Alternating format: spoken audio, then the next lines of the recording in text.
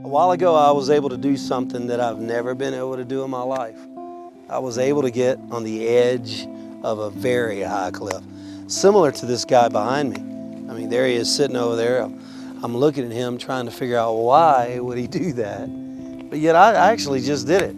I'm proud of that. And there's a reason for it. Because I am extremely afraid of heights. In fact, fear. It grips me when I get close to anything related to heights, especially around a cliff. But a while ago, I was able to take care of that, and I'm very proud of it. I just wanted to bring it up one more time. But this all started when I was in the second grade. Up until then, I was able to climb trees, and the highest trees you could find. And I used to love it, not only climb them, but I would jump from one limb to another limb. And my grandmother, I'll never forget, she used to say, "You can't do that." She's a Cajun. She would say, "You can't climb those trees, boy." But sure enough, as soon as she wasn't looking, I climbed the tree. And I was way up high, and I was trying to jump from one limb to another limb, like I used to love to do. And when I did it this time, the limb, it broke. And then I fell. And all the way down, I heard her yelling at me, and then I hit the ground with such force that I broke my arm. A lot more should have happened than that. And I broke my arm, and I almost lost a lot of the use of the left arm, in fact.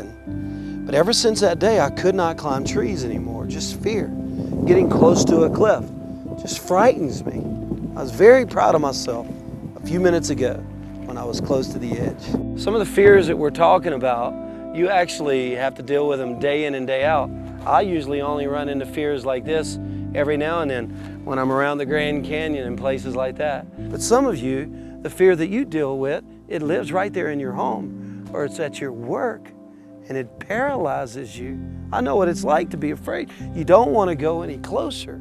Think about the jobs that someone never went for, or a business plan that was put together around a table and around prayer, but no one ever went for it because of fear. Think about that. Think about songs that were written but never sung because of fear.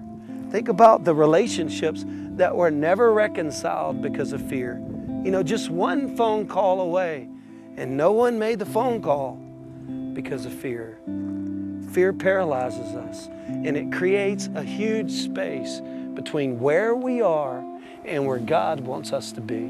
One thing for sure is that if you have somebody you really love and they're dealing with fear, it bothers you. You don't want them to be afraid, because you know that if they'll drop that fear, that they'll achieve something or accomplish something, or they'll grow.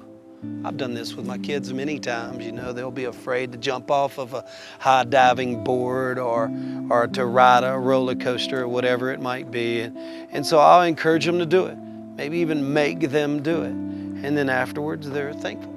"Dad, thanks for making me do that. It was fun. I'm glad I did it." Well, the Lord doesn't work like that. You know, He wants you to make the decisions to go for something. I am convinced, though, that He loves us, and it bothers Him when He sees that we're full of fear and not doing something because of it. He knows that if we would drop the fear, that we would be glad that we did. A while ago, the team was trying to get me to go down one of these trails where these people are walking, and they encouraged me to do so, but I wouldn't do it because it was so close to some of the edges.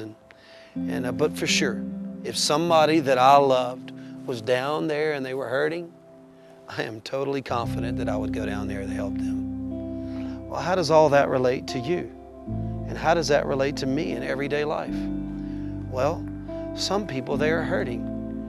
But because of our fear, nothing is being done. We may be the only one that could help that person, but because of fear, we're not doing it. Maybe you're a husband out there and your wife would love for you to be the spiritual leader. Maybe just to pray with her when she's going through a difficult time. But because of fear, you can't even reach over and grab her hand. Fear falls in a lot of different places.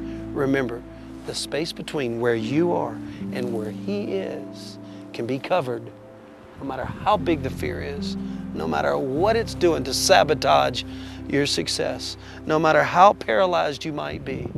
That fear can be accomplished by Him because He loves you so much.